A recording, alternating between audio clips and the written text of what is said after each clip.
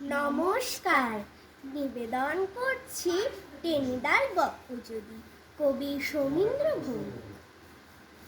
গতকাল চাঁদনি রাতে বাগানের শিমুল গাছে দুই ভূত হাতছানিতে ডাকছে, আয়না কাছে, আয়না কাছে, আয়না কাছে। আমি ঠিক তক্ষুনি তাই করে দি হুকুম জারি, যাব না তোমরা এসো, গাছে কি উঠতে পারি?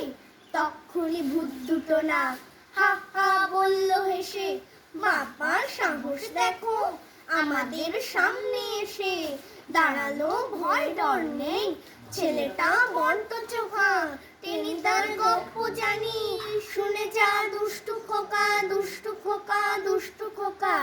আমি আর দাঁড়াই নাকি দু পায়ের শক্তি নিয়ে, দি ছুট পেরোই বাগান, থামি সেই পাড়ায় গিয়ে। টেনিদার গপ্প যদি রাতে কাল বলতো তালে, হাসিতেই পেট ফাটিতাম, দিতকে হাসপাতালে, দিতকে হাসপাতালে, দিতকে হাসপাতালে। নমস্কার।